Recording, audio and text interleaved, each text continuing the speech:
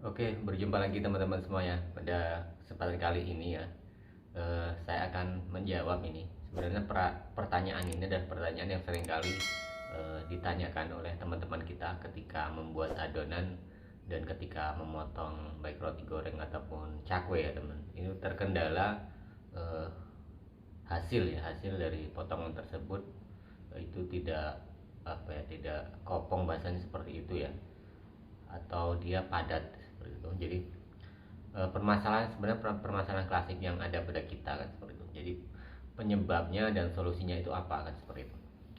Nah, jadi teman-teman ya, perlu kita ketahui semua, memang setiap kita membuat adonan itu kan kadang-kadang selalu tidak sama ya seperti itu. Artinya hari ini membuat adonan bisa bagus, besoknya bisa sedikit berubah kan.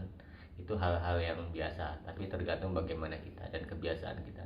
Nah, untuk pertanyaan ini ya teman-teman, memang dari saya ngonten sendiri gitu kan, sampai sekarang tuh ternyata banyak sekali ya yang menanyakan ini. Tapi ya perlu berkali-kali juga saya bahas. Yang pertama teman-teman ya, kenapa adonan itu sekali lagi padat ya? Karena tidak kopong itu kan artinya dia tidak berongga seperti itu ya. Itu kan ada penyebabnya, yang pasti adalah di adonan sendiri. Jadi ketika teman-teman semua pertama membuat adonan, tentunya adonan itu kan harus kita usahakan adonan tersebut harus kalis ya, artinya kalis, kemudian dia lebih halus, lembut kan seperti itu, sehingga nantinya ketika ditarik adonan akan digoreng gitu kan, itu adonan tidak berat. Nah, ini kan berhubungan dengan bahan-bahan yang pertama teman-teman, dengan bahan-bahan yang kita berikan pada saat kita akan membuat adonan, terutama di dalamnya kan eh, adonan itu sendiri tidak keras ya seperti itu. Artinya kalau kita memberi air itu pengaruh.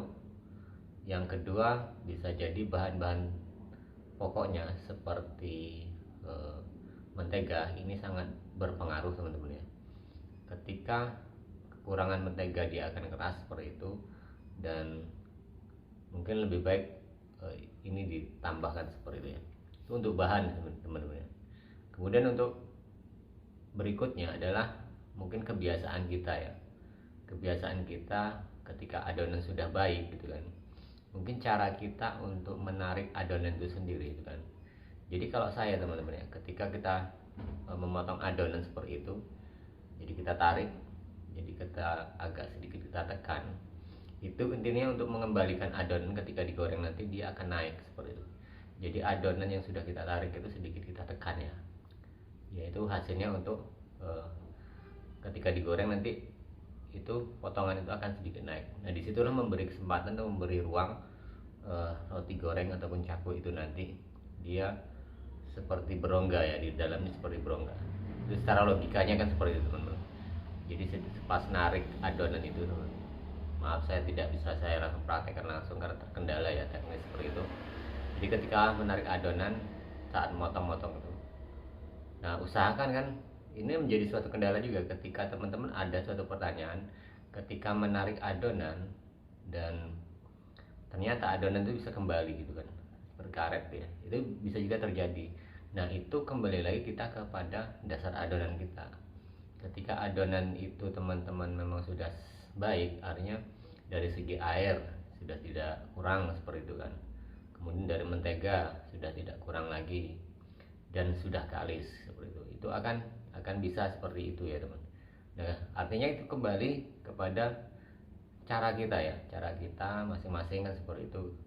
Karena kendalanya kalau udah adonan keras, kurang air, kurang mentega, itu sangat sulit sekali untuk membuat adonan itu pertama ratanya dulu lah, rata dulu, apalagi dia mau akan berongga, itu sangat sulit sekali. Jadi harapan saya pada teman-teman semua yang terkendala itu diusahakan ya tadi teman-teman ya, agar adonan itu baik dulu, kemudian jangan terlalu keras tadi, dan sebenarnya itu menjadi apa ya, kebiasaan kita ya, kebiasaan kita nantinya, karena pasti semua orang tuh mengalami ya kendala seperti itu. Adonan itu kan dia terlalu padat ya seperti itu. Jadi ketika membuat adonan tadi ya, kembali lagi pada prinsip dasar kita ketika kita membuat adonan. Sebenarnya simpel ya teman, simpel ya, cuma kalau kalau dipraktekkan itu ya secara langsung, apalagi kita kan setiap hari ya, sebenarnya setiap hari menghadapi tepung itu, menghadapi adonan, tapi masih juga terkendala gagalnya untuk tidak potongan ini tidak berongga. Yang pasti teman-teman ya, setelah hal itu gitu kan, setelah dari adonan kemudian bahan-bahan pokoknya tadi, nah kita pastikan dulu teman, minyak goreng yang kita gunakan ketika kita menggoreng baik roti goreng dan cakwe, kalau panasnya tidak maksimal dia itu tidak akan naik, jadi adonan itu akan padat ya teman. Jadi seolah dia itu menyerap minyak goreng kalau minyak setengah-setengah panas itu ya. Tapi kalau begitu minyak panas, begitu dimasukkan dia akan naik, dan disinilah membantu proses kembangnya roti goreng dan cakwe itu sendiri, seperti itu. Jadi minyak gorengnya sangat berpengaruh teman-teman. Jangan kita menganggap bahwa minyak ini tidak pengaruh, karena akan berbeda ketika teman-teman semua menggoreng baik odading ini ataupun roti goreng ketika minyak sedang atau akan panas gitu kan, dengan minyak panas. Jadi kalau berapa derajatnya itu kan kita sendiri yang bisa melihatnya ketika kita sedang goreng. Jadi kan intinya dari kompor itu sendiri ada setelan besar kecilnya. Nah disitulah kita yang memainkan. Nah jadi faktor ini juga ya teman-teman yang kiranya teman-teman pahami kan, seperti itu. Makanya kalau kita melihat ya teman, melihat yang orang-orang yang usaha yang banyak sekali membuatnya itu kan, bagaimana cara menstabilkan panasnya minyak goreng itu ya, atau api yang kita hidupkan seperti itu. Jadi itu menjadi salah satu dasarnya juga. Tapi lagi-lagi ya, semua itu adalah kebiasaan. Karena kalau memang masih belajar itu ya teman, otomatis kan memang harus mencari formasi yang pas. Motong saja ya kita itu, yaitu nanti kebiasaan teman. Makanya dari potongan-potongan biasanya kan ada bentuk-bentuk yang berbeda-beda ya teman.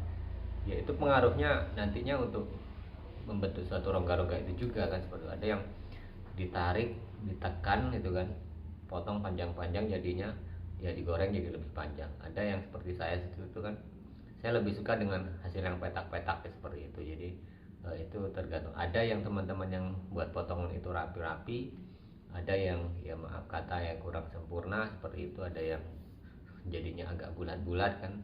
Nah itu tergantung pada adonan ataupun skill masing-masing ya. Jadi tidak bisa dipaksakan.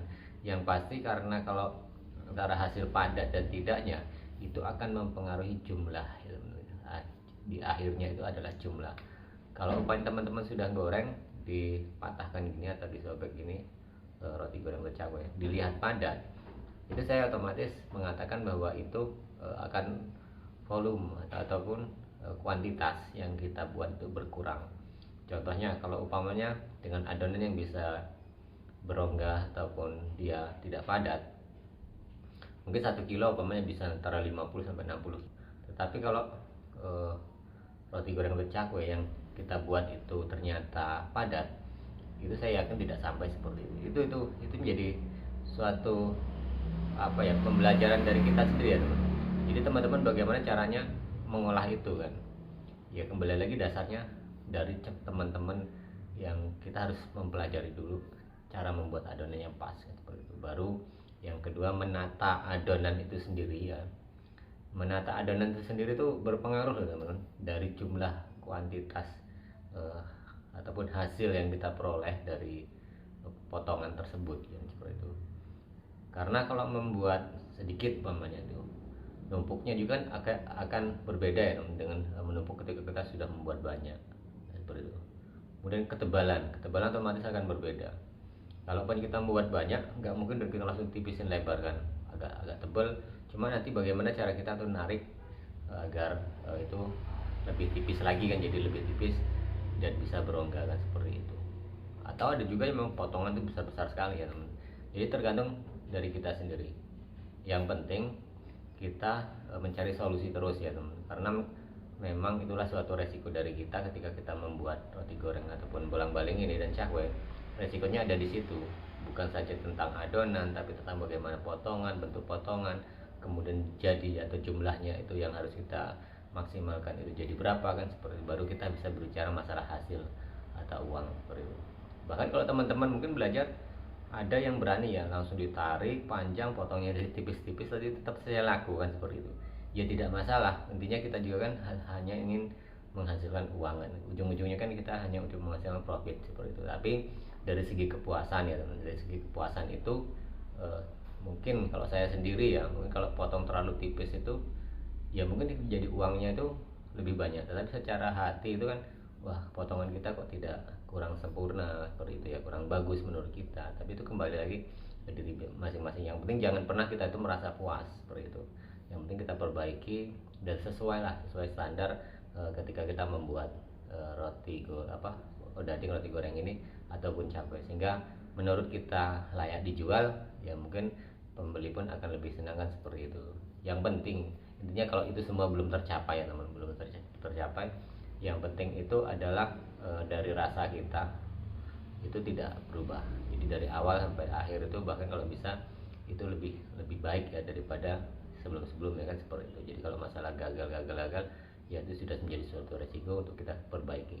Nah jadi teman-teman ya, satu pertanyaan yang mungkin berkali-kali yang harus kita ulaskan seperti itu, karena memang usaha seperti ini seperti apa ya, itu hanya mengandalkan feeling kita dan kebiasaan kita masing-masing untuk memperbaikinya. Oke.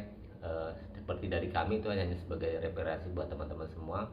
Mungkin ya ada yang kurang cocok di saya seperti itu, mungkin teman-teman mungkin bisa belajar dari teman-teman yang lain seperti itu. Kalau ya mungkin sebagian juga ada yang cocok dengan tutorial yang saya berikan seperti itu. Oke, itu saja teman-teman ya. Terima kasih banyak untuk pembahas permasalahan ini. Semoga ini bermanfaat. Kita berjumpa lagi di tayangan dan video berikutnya.